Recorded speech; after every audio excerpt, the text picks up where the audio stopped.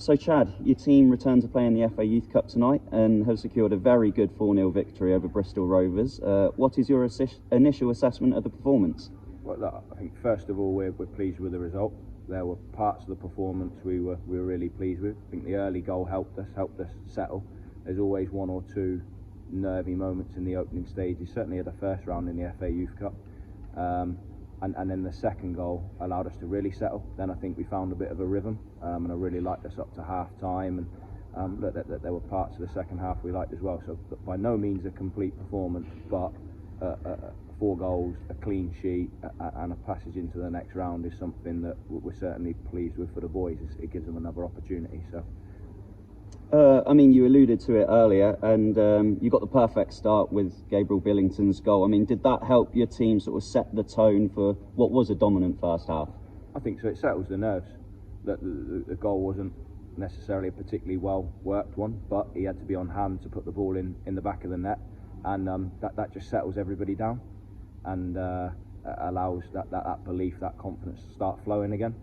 Look, we scored a lot of goals at the weekend in the performance against Forest Green, and then I think the players felt that it could be another night that was similar to that. But sometimes you just need that moment in a game that puts the game in your favour, and I think the early goal certainly done that. Some of the goals displayed some of the real decent phases your team sort of put together tonight, and Sonny and Charlie always looked a threat. That second goal, as you alluded to, that helped the team settle, and I guess really epitomised how threatening you looked. Yeah, look, you've got to make certain parts of the box to give yourself a chance to score, and Charlie plays through the middle usually. He was asked to play out wide tonight, and that was part of his job. It was to make the back post and be on hand to put the ball in the back of the net if he needed to. So it's a shame we lost him to injury, but him being able to contribute to the performance like that with a goal before he came off is advantageous for him and for us. I imagine you said to the team that you were expecting a response from Rovers in the second half, but your team managed to sort of stop that with the third goal. You must be happy with how they got back on top. Yeah, in some respects. I thought Rovers came out and were more aggressive, and I was a little bit disappointed with the first 10-15 minutes because we didn't see where the space was. 1 or 2 pictures changed, and the players didn't see that until we were able to get a message onto them in a bit of a drinks break. So that's something they need to be a bit better with.